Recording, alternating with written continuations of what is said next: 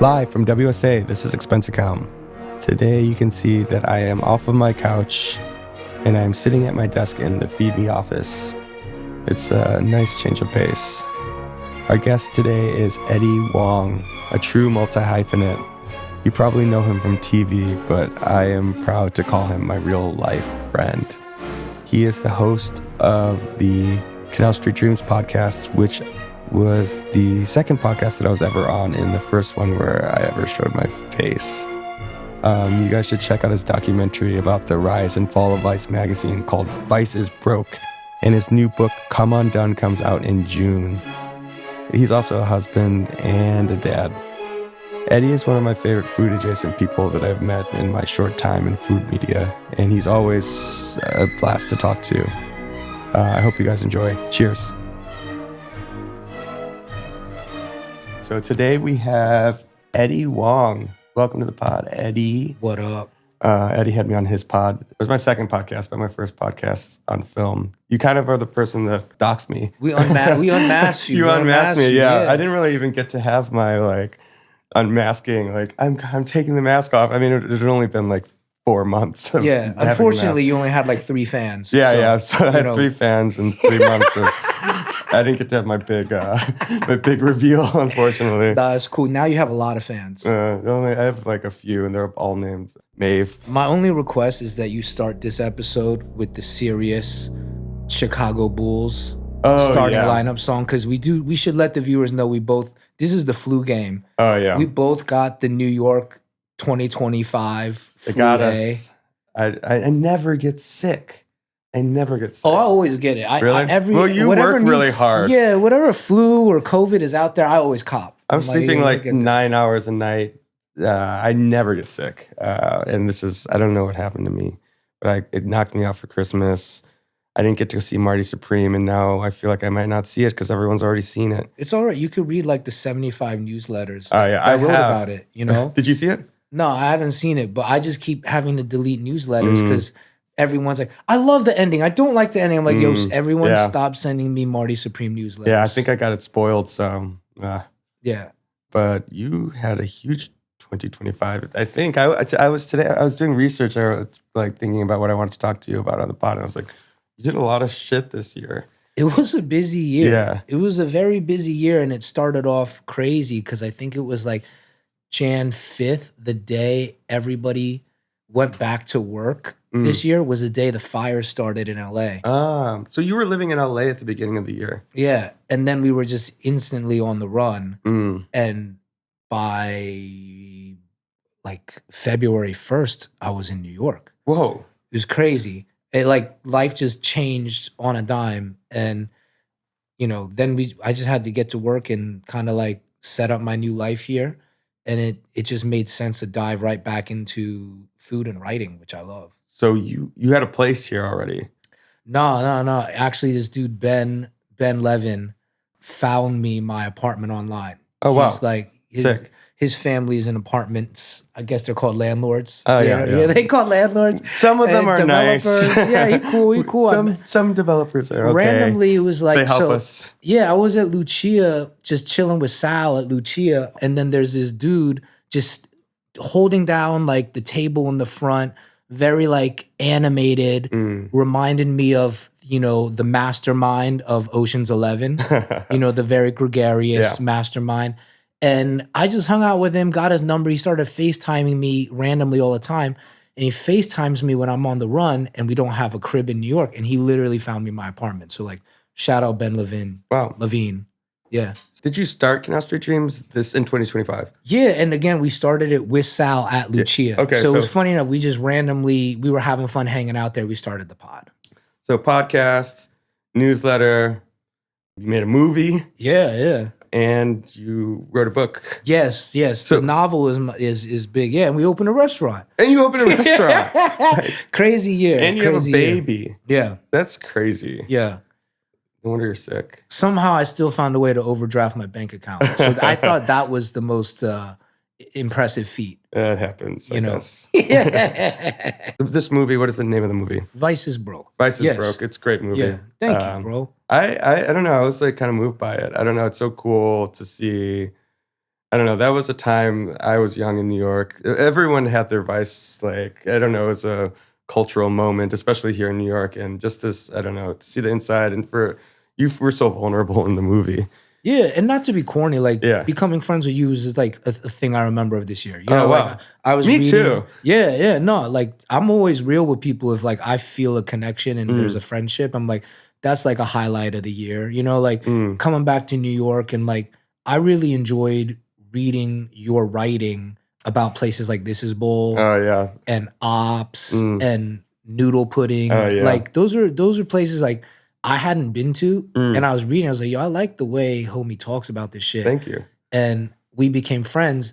And it made sense to me that when you watched the doc, you liked it Mm, because I think through your writing, it's very clear that you are like on the side of the art, so to speak. Yeah, yeah, yeah. There's a lot of people I think in the last 8 to 9 years where like the business of food is scaling, the business of everything scale, scale, scale, scale, scale. Yeah. Like how wide can your audience get? How big can it get? Your writing always seems to take the side of the art. Mm. And I appreciated that. And that to me is what the film Vices Broke is about. Yeah, I mean, it's hard. I mean, you do it like in a way that's so extreme, like you won't sell out. Yeah. I would sell out. I don't know. I maybe, I don't know.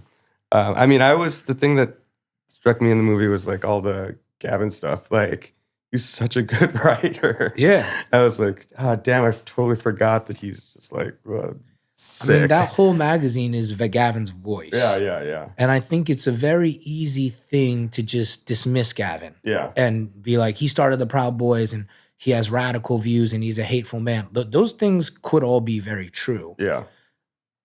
I think also then it's just impossible to separate him from the art that was that magazine.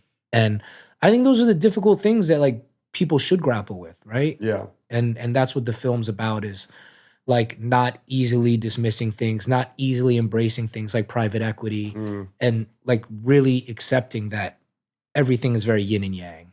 Yeah, I mean, it's just so crazy and scary to think like just like this path from hipsterdom toward like fascism and like how do we not recreate that? Or I don't know. It's a cautionary tale. Yeah, and then the craziest part was making the film, opening the documentary section of the Toronto International Film Festival with the film. Very well received. Critics liked it. Yeah. Got great reviews. And then Mubi, before they released it, took the investment from Sequoia. And then I had to personally, I chose to sit out the promotion of the film. So, I think people are still finding the film though, which is great. I mean, the subject matter is so ripe. Did anyone from Vice like talk to you about like any of the like higher up people? Lots of people reposted. Were they mad? Was anyone mad? Well, I mean, Shane and I like have argued over text for a couple years now, and it's died off. By like 2024, we stopped texting each other. Yeah, and it is what it is. I've said what I've said. Yeah, he said what he said, and no, but I felt like a lot of Vice employees appreciated the film a lot. There was a lot of people talking about it, reposting it, and it was cool. Like I think that for the early Vice people and the like Vice people before Kent Street, that the film was for like all of us. Yeah. Like if you some people I think were like the later Kent Street ones came and they're like, why didn't you talk more about the private equity? Why didn't you talk more about the deals? And I was like, that's boring. Not interesting to me. It's boring, kind of. That was boring. It was already cooked by the time you guys worked there. Did it feel like therapy? Like did you feel like a weight was lifted once you like came out of the movie? Yeah, I mean, I think all of us that were early Vice just felt a way about how things went. We felt robbed of a lot of our work. We felt robbed of a lot of our ideas and like youth. Yeah. But for me personally, once we made it and once it premiered at TIFF, I really never thought about it again. And it was just, I was good. That's kind of a cool way to create something and then you just like put it out into the world and then you move on and you do things. Yeah. And then it was like, marketing and the distribution. They'll call you to tap in and you give them your thoughts. But I had mentally checked out from the things in that film after it premiered, because you have to. Yeah. To create the next work, you have to unplug from that. You can't just like rest on your laurels and stuff like that. This episode of Expense Account is brought to you by Silver Oak. Dim Sum Palace has some of the best dim sum in Manhattan, in my humble opinion. Their shumai are top-notch, and they stay open until 3 a.m. You know what goes great with some late-night dumplings? A Cabernet Sauvignon.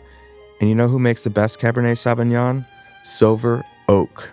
For more than 50 years, Silver Oak has been singularly focused on making the best Cab Sauv that is humanly possible.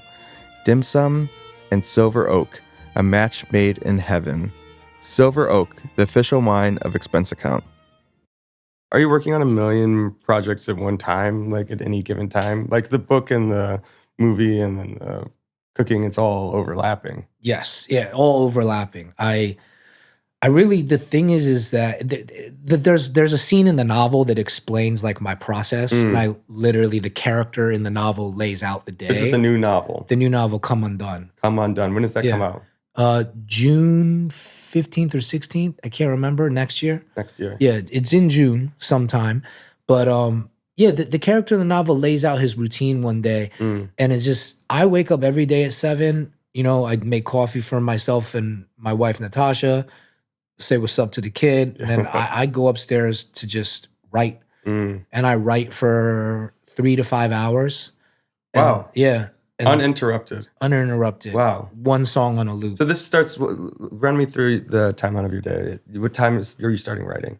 I start writing by like 8:30. I'm in the chair. Okay, so 8:30 till like mid-afternoon, like 2:30. Yeah, 8:30 till around like, let's say 1 o'clock. Yeah. And if I can find a stopping point, I go put the baby to nap. And then once the baby goes to nap, I go into the restaurant. So that's crazy. That's the schedule. And then I work at the restaurant from like basically 2 o'clock to 9 o'clock.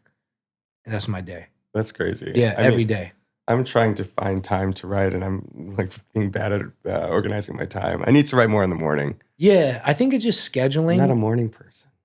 Yeah, I was never a morning, but I used to when I was partying, whatever. Yeah. If I was going to go to a party at like midnight, 1 o'clock, yeah, I would write when everyone was going to eat dinner, because then people would stop texting me. Yeah, the eating. So 4 to like 11, I'd write, and then I'd go party. And I was actually quite regimented about that. That's cool. Yeah, I would work out, I would hang during the day, have lunch with someone, and then 4 o'clock to like midnight, I'd write.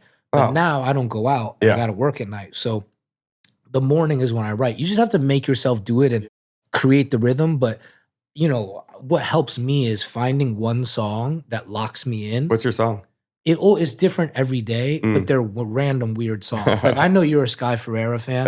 Yeah. For multiple chapters of the book, I just listen to like Everything Is Embarrassing. It's the best song of all time. It might be. I don't know. Actually might be. Sky, last week, Sky was wearing my girlfriend's fashion line. Oh, word. Yeah. That's what's up. Yeah. I hope she's doing well. I used to be in a BBM group with her so long ago. I didn't really know her very well, but I was in a BBM group with her. Yeah, I just like her art. I never met her. I don't know her, but I don't really know her. I really fuck with her music. And then I'll find a song like that and just wear it the fuck out. Yeah. And then same with Duran Duran Wedding Album. I just wore that album out writing the book. And then that song Come Undone became a seminal song in the novel, and it became the title. You know, I listen to Sade Cherry Pie all the time. That's always in my top 5. I listen to Gazebo Masterpiece. This is the worst confess. I will listen to Lana Del Rey Cinnamon Girl like on a loop for like 16 hours. And 'cause I used to write to rap music, but I can't write to a lot of rap music now. Like randomly I'll listen to like Rakim Eric B. Mahogany. I can listen to that for multiple hours and write, but it's certain songs I write to. See, I need classical music. Oh. I can't hear words and make words at the same time. Oh, word. Yeah, it needs to be classical. I mean, whatever works. Yeah, that works. I mean, it doesn't really work, obviously. But this new book. Yeah, no, the book is cool. Can I read the description? I have it pulled up. It's really funny. Sure, yeah. It says, from best-selling author of Fresh Off the Boat comes a subversively funny and surprisingly moving rom-com about a haunted man-child's twisted search for love. Is this you, the haunted man child? It's definitely, I would say it would be accurate to call it auto-fictional, Mm. right? And it's like basically exploring how a man can like, you can be successful. You got all these things. Like at one point in my life, I was hosting Huang's World. Yeah. And everyone I met, friends, family, fans, just strangers would be like, you have the best job in the world. Mm. It's like you and Tony Bourdain got the best job in the world. You just travel, you eat, you luxuriate. It's fantastic. And it was fantastic. Yeah. And I would never complain. But at a certain point, I got really lonely. Mm. And Tone got really lonely. Yeah. You know, like, and you know, what happened, happened. And I started to look at my own life. Mm. And I was just like, I don't feel good. Mm. Something's really missing in my life. Mm. And, you know, everyone looks at it from the outside and it's just, you have everything. Yeah. You know, I didn't pay for clothes. I didn't pay for a meal. Yeah. I was living it up. But like, you have to have balance in your life. Yeah. You have to have a center. And like, it is impossible to have a balance and have a center traveling and doing that show at the pace I was doing it. Mm. I would love to do the show again. Now that I have a wife and kid, I would bring my wife and kid for certain. They should have a family travel show. Yeah. That would be fun. You know, I would bring them for parts of it, but then also just like, I would do it in a different way because we were back to back on the road for like 20 to 30 days at a time. Wow. And it just gets very lonely. And of course, the character, we'll talk about the character in the novel. Yeah. He just has a lot of frivolous, transactional, surface sex that I would say is auto-fictional. and you know, like, I was doing all the things that are supposed to make you happy. Yeah. You're making money, you're eating well, you're doing culture, you're having sex, you're meeting great people. Mm. I should be happy. I was really, really unhappy. Mm. And so that's where the kind of idea for this novel came from. Mm-hmm. And then, you know, I don't want to give away what happens in the novel, but of course, like, you know, I explore the ideas of loneliness and intimacy and family. Like, everything for me always goes back to family. Yeah. So, you know, it's, yeah, I'm excited for people to read the novel. I'm excited for it. Yeah. It's my favorite thing I've done. Wow. Hands down. Like, that novel. That's amazing to feel that way. Yeah. That's so cool.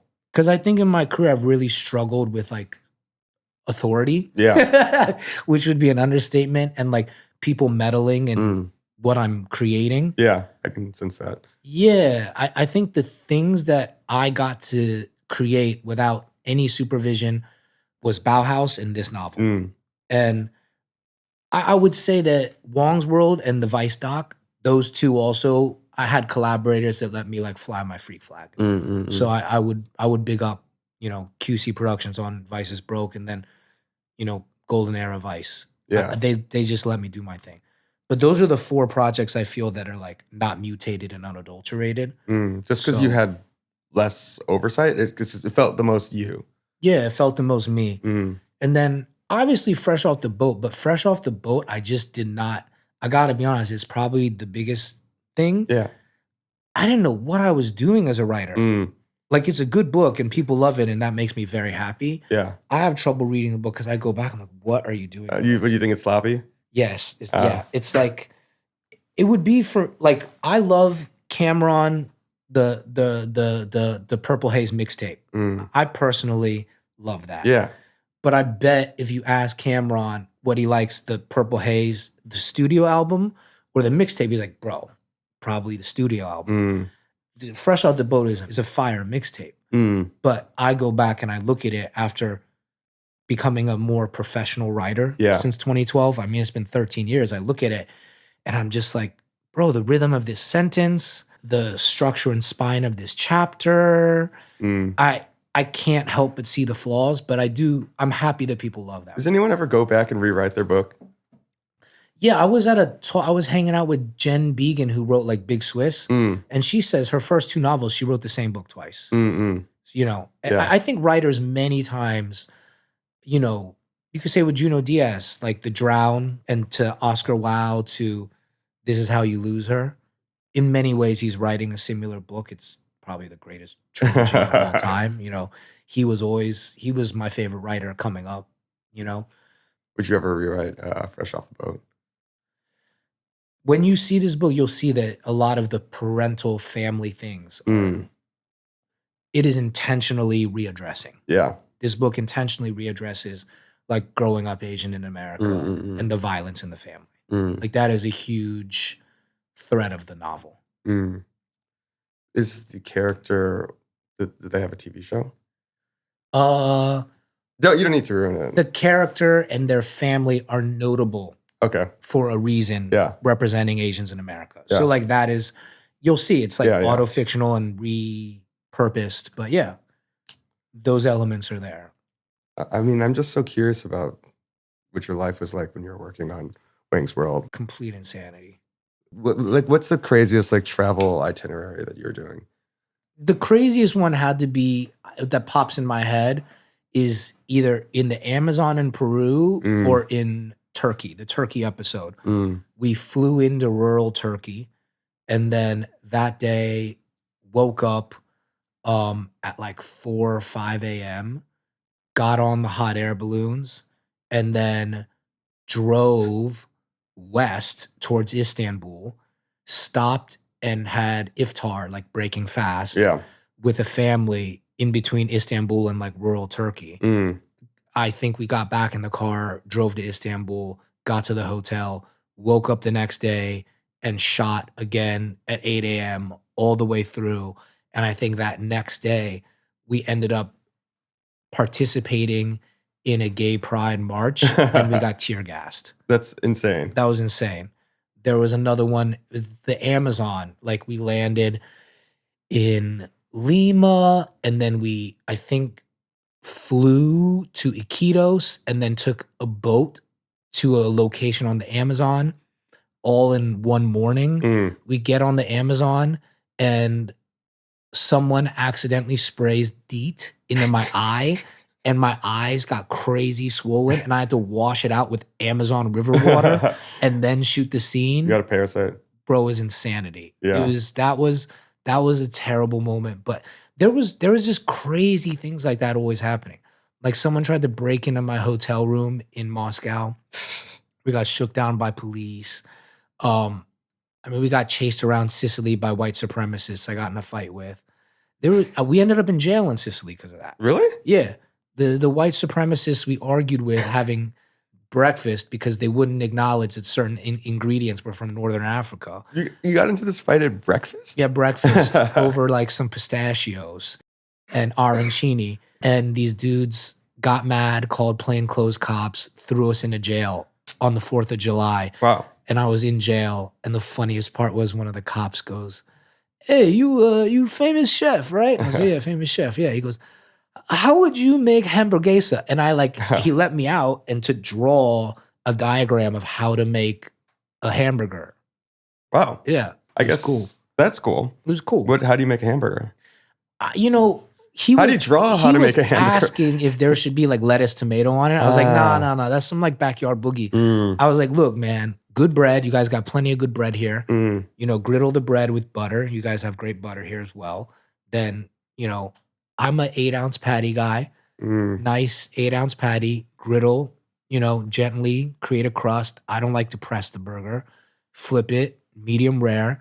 And then if you have a broiler or a salamander, a nice piece of cheese, your choice, white cheese on top. He's like, mozzarella? Mozzarella. I was like, whatever good cheese you got there that you like on a hamburger, put it on top. And then, perhaps a thin onion underneath the patty or in between the burger patty and the cheese, tuck a slice of onion in there. That's you need a little onion. You need a little onion. I think a little very thin on the mandolin onion. Hide it between the patty and the cheese. Salamander or broiler will cook it a little bit gently. That I think is a perfect burger. I mean, this is a good segue to. I read your piece, the watch piece. Oh yeah. It was also about burgers. Yeah. Where you were having. It's so cool to see you write like candidly about like what it's like to actually be a chef at a restaurant that has to like compromise and work with other people, like Yeah. working with it's not like some like, oh, it's such a heroic thing. You're having to like appease investors and the owner, and they want a burger on the menu. And Yeah. why do chefs hate burgers so much on menus? I think because when you put a burger on the menu, everybody wants it. Yeah. Most people have pretty basic taste Mm. in things. And if you offer a hamburger, that is what they're going to get. And to be honest, any good chef knows how to make a hamburger. Mm. And there's kind of like, to me, and in my opinion, there's a platonic ideal. Yeah. It is the good bread, the good 8-ounce patty, griddled gently, cheese, onion. That's like really it. Yeah. Salt, Yeah. right? Everyone knows what the best burger is. And then so you got to get it, if you're going to put one on, you want it to have your voice and your flavor and your flair. I think like Chef Nick and Aaron at Eel Bar do a great job doing it, where it's like technically a fantastic burger, but the language of their menu is like seafood, briny seafood. Yeah. And I believe they put thin sliced fennel or onion on it with the anchovies. That's their burger. That's in their voice. The lamb patty too, right? Or is At Servos? At Servos, they do the lamb patty. The Servos, they do the lamb. At Eel Bar, I believe it's beef. Oh, okay. They can correct me. Yeah. At Lord's, I think it's quite cool. I believe it's a Welsh rarebit burger. That makes sense it makes sense. Like, I was even, after going to London, I was making that on our YouTube show, Separate Bedrooms. And it's just like, if you're a British chef in New York, that's your voice. That makes sense. That is a cool burger to do. Yeah. But I'm sure if you ask these chefs, it's like, dude, I could do this in my sleep. I could make this dish blindfolded. Yeah. And so you have people lining up at Lord's before service even starts. I'm sure they're very proud of it. But like, if you ask them what dish they want you to have on the menu, it's like, probably not the burger. I mean, you got to make the burger that is the perfect burger and then just charge $100 for it. And then it's like, if you really want the burger, you got to pay $100 for it. Yeah. And for us at the flower shop, it's just, again, we use the best bread you can get. So you wound up putting the burger on the menu. I wound up putting the burger on the menu, and I was like, what would be in my voice and in my like patois, so to speak. Yeah.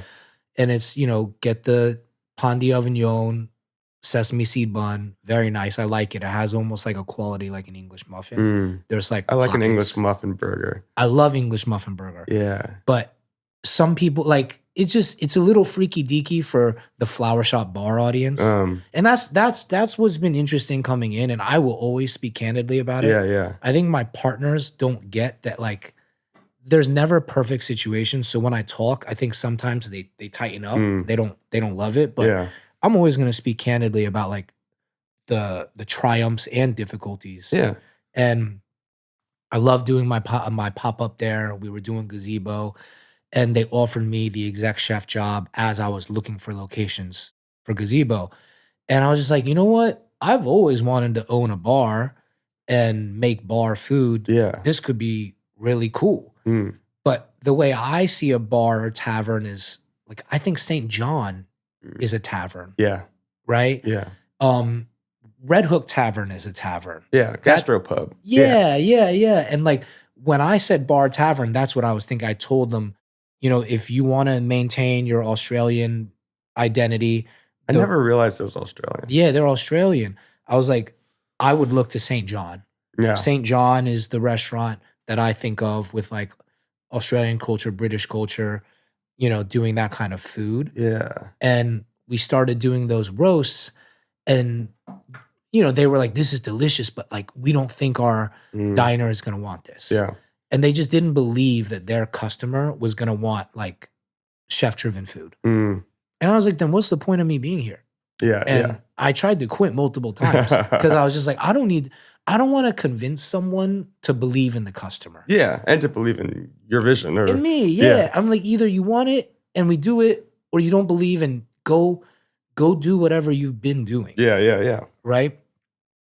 They saw how the business was going well with gazebo. Yeah. So they're like, no, stay. And we just kind of like made a compromise. Yeah. I mean, that's what's so cool about seeing your journey with the restaurant. Like just to actually see someone, like two parties, like compromise. Like, I don't know, for people like us, it's sometimes hard to do that. Like, creative people, it's hard to compromise. It's hard, man. Yeah. I have never been one to compromise, and it's like quite well documented. Yeah. And I have to give credit to my partner Dylan Mm, and Dave Turner and Ronnie at the flower shop, because like I have a personal relationship with Dylan and Ronnie and we're mm, buddies, and like Dave Turner is extremely fair. I trusted them and I was like, I will compromise. All right. We're gonna do some slutty things that yeah. I wouldn't do in my we're gonna have coconut shrimp, we're gonna have calamari, and we're gonna have General Tso's fish. We're gonna have 3 fried fish items. Mm. And I remember when we put it out, you DM me and you're Yeah, I like, was like, that is so slutty. yeah, I was like, that's crazy. They have coconut shrimp and calamari And General Tso's fish. I mean, those are all like 3 of my favorite foods, so it makes sense. But it's just like, wow, all on the same menu. Which is the most popular? Yo, this is what's crazy. I love this question. Yeah. Right? Normally, a chef and a restaurateur would just say, let's pick one. Yeah, Let's have one fried fish item, a fried seafood item, Yeah. and that's going to be it. We put all 3 on, and all 3 sell equally. Ah, Literally, it's split down the line 33%. wow. And some nights it'll be like 15 orders calamari, 5 orders shrimp, 3 General Tso's fish. On another day, it'll be 15 General Tso's fish, 3 calamari, 5 shrimp. It's alternating, but all 3 of them sell. And now that they're seeing the numbers and they've been seeing people come in, and people are actually ordering the more challenging dishes, Mm. the Iberico spare ribs, Wow. the like Wagyu New England steak tips.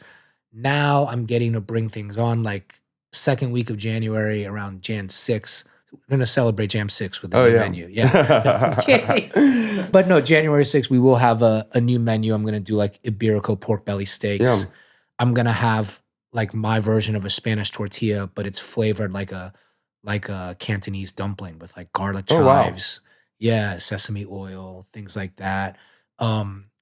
We have a duck confit frites. Oh, yeah, I saw that photo. Yeah, but I'm gonna marinate the duck the way we would marinate fried chicken at like Siling Night Market in Mm. Taiwan, and then confit it after that brine. So now we're really pushing it Yeah. because they saw like the food sales go up and they trust it, and Wow. they've taught me to compromise. Like I'm excited to make my next film or TV show because I have learned to compromise with my partners at the flower shop, Yeah. and it's important. Like especially, I think in the beginning I learned the compromise isn't forever. Compromise, let them have the burgers and a few fried items, Mm. put the freaky deaky things on entrees, Mm. and over time let them see the P mix Yeah. and they'll understand. And now they get it, and there's no pushback when I do some new freaky deaky stuff. That's sick. Yeah. Wow. It's What an really cool. inspiration. Yeah. What's your favorite item on the menu? Funny enough, I like the XO grilled chicken Caesar sandwich. Oh, wow. Yeah. Yeah. It's really fun. It's like a Caesar salad sandwich, but we use dried scallops and processed dried shrimp. We make a Caesar dressing using those items, put it with the slaw. I brine the chicken in lemon juice and seasonings, grill it, and it feels like a freaky Cantonese Key West chicken sandwich. I was gonna say, yeah, the menu's very like pub, but via Florida and Cantonese, of course. Yeah. Yeah. What is Florida cuisine? You know, Floridian cuisine, I think, is very much a combination of like Cuban cooking, Yeah. Puerto Rican cooking, Mm. Jamaican cooking, and then Southern American cooking, which obviously comes from Africa. Yeah, yeah, You know, and it's a combination of those things, but watered down for like swimsuits and flip flops and Jimmy Buffett. Yeah. Like that's how I see it. I see Floridian cuisine as very much Floridian. What would you say is the like quintessential like Floridian dish? Like if there's like one dish that's the Florida dish. Oh, fried fish sandwich, Mm. mahi or grouper. Mm. Fried fish sandwich. Some would say cheeseburger in paradise. You know, Mm. there's something about like that crappy 8-ounce sesame seed bun cheeseburger in Key West in Miami that feels like Florida to me. They always put a lettuce and tomato in it. It's so ass. I'm going next week. Gator Where's- tail. I think gator tail is a big Like Florida an thing. actual gator. Yeah. That's like, how do you cook a gator? Well, you want to use the tail. You can make ribs. You can use gator ribs as well. I've cooked gator ribs. This is where you're gonna really push them at the yeah, flower shop. You're like, yeah. gotta put the gator ribs tail on the there. menu. Yeah, yeah. But gator tail, you have to tenderize it. You use a meat tenderizer, and then, I mean, you fry it up, and it's just meant to be chewy. It's like conch, right? You could boil conch, or you can boil skangili so that it becomes softer. But ultimately, they're still like chewy proteins. Yeah. Gator tail is always gonna be chewy. You can use acid in the marinade to break it down, which a lot of people do. But really, it's gonna come out chewy, rubbery, delicious, and it's an acquired taste. I feel like I've only had the jerky. Yeah, no, get fried gator tail bites next time you're in Florida. I'm going next week. Yeah, where in Miami. Florida? Where should I eat in Miami? Well, I mean, I always like La Casita. For Cuban food. I like La Casita. Versailles is there, like Versailles, Lucien, for a vibe. Yeah. You got to go hang there. Boyade. Boyade is good. What is that? Boyade is a chef-driven restaurant. I don't know the exact location because my homie just picks me up when we go. Yeah. But Boyade is like probably the most impressive chef-driven restaurant there. Very cool. You would, like, for you would love this restaurant. They also have another one called like Walrus Rodeo, I think. Oh yeah, I think that someone told me it's a pizza place. Yeah. At Walrus Rodeo. Funny enough, of an auto-fictional version of that restaurant is in the novel as well. Huh. Yeah. The Expense Account podcast is built in partnership with Substack. I've been spending a lot more time on the Substack app. It's become my favorite escape to scroll productively, and it's also where I've built my business. Substack is where I read Link in Bio by Rachel Carton to learn what brands are actually doing right on social media, and where writers like Jaleel Johnson are reinventing real-time fashion reporting. A few weeks ago, I went live with Derek Thompson, and it felt like thousands of us were hanging out and talking about the state of parties. Everything for Feed Me lives there too. My daily newsletter, chats about New York City, live videos with pop stars like Audrey Hobart, and of course, there's always debates in the comment section. In fact, while I'm here reading this ad to all of you, my readers are talking to each other about where guys on Wall Street have been taking their lunch meetings. Go to substack.com/Emily to get a free month of Feed Me in the Substack app. You know the Chinese meme thing, the thing. Oh yeah, we're China Max. Everyone's Chinese now. I keep mentioning to this to people, and they're like, "What are you talking about?" I'm like, like the thing where like all your whole Instagram feed is just memes about people becoming Chinese. They're like, "What are you talking about?" And I'm like, what part of the internet am I on? Yeah. Or like, and then I see you posting it. You're the only person that I'm seeing posting these China Maxing. Oh, I love the China Maxing. I know. Because my wife is really into it. Because obviously, like, we have a half Greek, half Chinese baby. Yeah. So she started to look into like Chinese stuff on the internet. Is she China Maxing? She's fully China Maxing because she gets it all. And she put me onto it. And then I started China Maxing. And then like. How are you China Maxing? Well, I just participate in the internet of being Chinese now. Yeah. And that's when you're like squatting, like smoking, like no, cigarettes. I mean, I've been Chinese. I've always been so Chinese, performing Chinese. That's true. But you got the gold.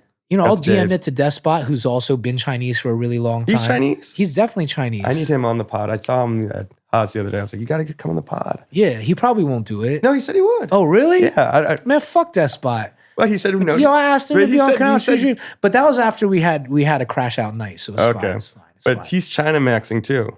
Yeah, he's China Maxing. Ask him about. He'd been Chinese. Yeah, I mean, he's like the Don of Chinatown at this point. Yeah, he'd been, and he's from like he's from Queens, Yeah. That's about been Chinese. I've been working on a piece about menswear, like thinking about menswear, and I've been trying to figure out what it means now. Like, what you have all these menswear guys on your podcast all the time. Yeah, it's like, I don't know. It used to mean like you wore cool clothes, and that meant you were a creative person. That like you could look at someone and be like, oh, this is like a creative person. You're wearing creative clothes. But then like now there's like all these like normie guys that are into like. I don't know. Yeah, no, menswear has become microbrews. Yeah. Like those dudes that are into like microbreweries the IPAs, and IPAs. Like menswear has just become that and is fine because they're going to they're gonna wear pumpkin IPAs, and I'm not. Yeah, You know, I'm gonna wear what I'm wearing, and I'll rock. But I think that's why, you know, some homies like myself sit out fashion now. You don't sit out fashion. I don't. I thought I was. I used to be a much bigger participant in fashion. Now you're just watch guy. I like watches. Yeah. I like watches. I don't participate as much in shoes. But you wear nice clothes. Yeah. No, what I was gonna say is that I don't participate in like the hype shit, like getting in line and like. But I kind of dress uniform. Me too. Yeah, I like to dress uniform. I have certain silhouettes. In multiple colors, and I just uniform it up. I dress nice. I do eyewear, and I do watches, and I do certain sneakers. Like I like to wear Salomons, and I do like a luxurious UGG. We were just saying that I got some Uggs for Christmas. Yeah. I mean, we work in WSA, and this is a very cool building. Lots of like young creatives in here, and it's like no men are wearing, not a single guy's wearing sneakers. Oh, it's crazy. Everyone's wearing loafers. It's like, no, I'm good on that. Yeah, it's like your feet stink and they hurt. And also when the homies are wearing the loafer with the bobby sock, you know, I'm just like, with the bobby sock as a little guy. Yeah. It's the short sock. Don't wear a little sock. Yeah, man. Yeah, we don't want to see your ankles. That's funny, man. That's funny stuff. Yeah, I don't know. I don't get I'm like, sneakers look cool and they're comfortable. Yeah. You get all of it. I don't know. That's making me feel like, like younger people are like, no more sneakers. It's done, I guess. Wow. I'm trying to figure it out. I do enjoy talking to the menswear homies. Yeah, having them on they're always fun on the podcast. I like watching them just go crazy and menswear max out. Yeah. You know? I guess I wish that I had a hobby like that. Maybe I'll get into it now. Too old. Yeah. I just tend to get along more with the like people who max out with music and max out with like fashion. I just, and writers, right? With food is interesting. You like when food is your number one thing, like I feel like that's why I like your writing, is because you know food and you like food, and people come to you for food writing, but you're like a painter by trade. Yeah. Or like I have other interests. I mean, being really into food I am very into food. You're very into food, but it's so funny to have food be your whole personality. I'm worrying that it's becoming my whole personality. Like that's all anyone ever wants to talk to me I worry about. for you because the writing's good because it's interdisciplinary. Yeah. I mean, I still have all my other interests, but all anyone wants to talk to me about is food. Yeah, I think when you become known for an interest in one thing, and then that starts to take up all of your time, then you become boring, right? And I think I'm lucky because the one thing I'm the most interested in that will never be displaced is the New York Knicks. Like the New York Knicks will always occupy like 50% of my time. And then, you know, the rest is divided between my other hobbies and family. No, I'm kidding. Like I'm so kidding. No, my wife Natasha is my number one interest. I have to be honest. Yeah, me too. Wife guy. She's the best. Wife is the best, man. I'm trying to get Josh Hart on here. Oh, yeah? I don't know. We've been trying. Hasn't happened. Putting it out there again. My breast milk brethren. You met him? No, but he drinks breast milk. Oh, does he? Yeah. Oh, that's your thing. That's what I was on. Yeah. Nice. When my wife had like just like copious amounts of breast milk. But you gave it to him? No, but he was drinking his wife's breast milk too. Wow. So where'd you hear this? I would just tweet at him about it. Really? It's on if you Google Josh Hart breast milk. Oh, I'm tweeting at him about wine. No, you need to be tweeting at him about breast milk. He's a Silver Oak fan. He's part of the Silver Oak fam. Yeah? Yeah. I believe he's a big fan of his wife's 2023 breast milk. That was a good vintage. That was very nice. He's also a Commanders fan too. I fuck with Josh Hart. Oh yeah. Is he from Washington? Yeah, he from the DC area. Who's your favorite Nick? My favorite Nick? Currently on the scene though. I mean, for me, it's got to be Mitchell Robinson. He has the coolest cars. I love Mitchell Robinson. And he's a vibe. Every time I see him, he just looks like so like he's like at the free throw line, missing both of his free throws, and he just looks so like bored. I just like the bully on the team, like the big boy who, whenever we get down, Mitch will get offensive rebounds. He'll make a big defensive play. He sparks the team, and then he's like, "All right, I'm out. I'm sitting on the bench." Like he feels like the Omar of the Knicks to me, like Omar from The Wire. Yeah. Mitch is Omar. He come in and just snuff somebody and sub out. You think that I don't want to jinx it, but You think they could do it? You think they can go all the way? Oh, I don't believe in it. Yo, we doing it. You're doing it. We winning it this year. I mean, you guys. The Knicks are winning it. What's it called? The Emirates Cup? Is that what it's called? Yeah. We are fake cup champions. Oh, yeah. We won the Emirati Cup. Nice. Yeah. I mean, we got the bootleg before the real thing. Like, that's hard. Yeah. That's kind of hard. No banner, though. No banner. No banner. No banner's kind of baller, but you know what? No, I would say this. I thought it would be funny if we put up the banner. You got to do a banner. I would love the banner. It would be cool. I think if we win the championship this year, then I think we should retroactively put up the Emirati Cup banner. Yeah. I guess it's just embarrassing. Like, you look at who won? The Bucks won. Who else won? The Lakers. The Bucks and Lakers won. Maybe it wasn't the Lakers. Wait, no, this was the second. I think it was the Pacers. The Pacers won. Oh, the Pacers won last year. Yeah. The Bucks won the first one, I think. Okay. Yeah. So there have been 3 Emirati Cups? I think one of them was called the Commissioner's Cup. Yeah. Because I think it's only the Pacers and the Knicks have won the Emirati, the Sheik's Cup. You like Halliburton? Halliburton? Nah. You hate him? Who you hate more, Halliburton or Trae Young? Oh, Trae Young. Really? Trae Young. I mean, it's so funny, these guys, they're fake villains. Yeah. Because Trae Young outright goes out of his way to disrespect the Knicks. But it's fun, though. It's all in good. It is fun. He's a showman. It's so cool. I love when he's stomping on the logo and all that. Whatever. You need a villain. Yeah. So now, I guess at the end at the podcast, we do this thing, shout outs. Kind of ruined my first shout out. My first shout out was going to be Uggs. Oh. Finally. We just have too many common interests. I know. I got them for Christmas. Listeners of the podcast know that I've been asking for Uggs every year, very publicly, from my girlfriend, now wife. I've asked very publicly. Last year, I made like a Christmas wish list that was published on Caitlin Phillips' gift guide. And I said, every man wants Uggs. This year, I put it out on the podcast. She finally got them for me. And I've like not taken them off basically since I got them. They're so comfortable. I don't know. We're cozy maxing this January. I'm like nervous about going to Miami because I'm like, I want to be wearing my Uggs. I don't want to take them off. Oh, you could wear them to Miami. I was a big flip-flops and socks guy when I was out there. Maybe I'm going to do shorts and Uggs. I kind of like that, bro. I kind of like that for you. I might check you actually, that is a cozy boy fit. I know. Like, some like terry that's a very cloth shorts. Blasian teddy bear. I have like the Tekla Stussy. Wow. They're made out of like towel material, terry cloth shorts with some Uggs. Oof, real you're gonna be showing boy. A lot of dick in terry cloth shorts. They're long. Wow. Uggs my man's gonna be serving in this fit. Yeah. We're planning your vacay fits, man. But Uggs are from Australia. They are. So they're surfer shoes. So like, I mean, I came back to New York and I was rocking my Bottega Uggs. Bottega makes like a Ugg knockoff. Okay, you're really. All my homies like, take that shit off. What are you doing wearing those? This is a women's shoe, and it actually was a women's shoe. I got it in just like a big woman's size. We don't do gender. Yeah, I was like, I liked it. This is a gentler cheese Tim, and they were like sacrilege. But no, I love Uggs. They're just it's when I want to step out and just give a gentler look. Do Ugg. So your turn. Shout out something.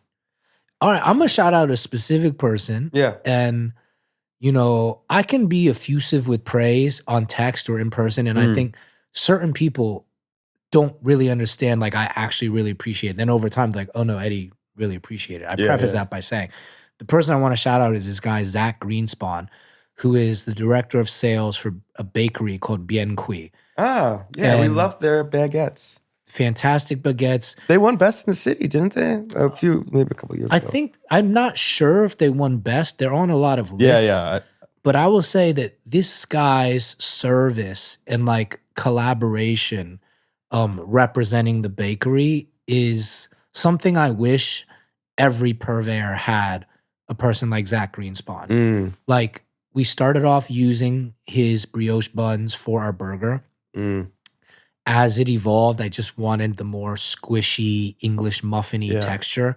So we do the bun with pan d'Auvergne. But I like Zach so much that I was like, yo, I want to keep the door open. Let's keep brainstorming new dishes. Yeah. And he kept bringing me bread, believed that I would have come up with something. So cool. Yeah. And over the course of like 6... In a way that wasn't annoying. Because sometimes you get these people trying to sell you stuff and it's like they're dropping tons of stuff off and you're like, I don't even want this. Okay, Zach can be annoying in that he will hit me 12 hours after drop off and how'd it go? Do you like it? And I'm like, I need like 5 more hours. But no, I love how on it he is. He was extremely collaborative. And I just feel like if every brand or every purveyor, every butcher had somebody like that, food would be better in the city. Wow, that's a great one. Yeah. Well, this was a really fun podcast. Fantastic. Thanks for coming, Eddie. Thank you for having me. You guys, thanks. Expense Account is a production of Feed Me in partnership with Public Sound and Substack. Our executive producers are Emily Sundberg, Jason Gauntlet, and Ryan Woodhall. Our associate producer is Cami Fateh. Our audio engineer is Luke Moldoff. Our video editor is Izzy Cross, and our graphic designer is Justin Sloan. Expense Account is recorded at WSA NYC. For more episodes, visit us at feedme.substack.com. See you next week.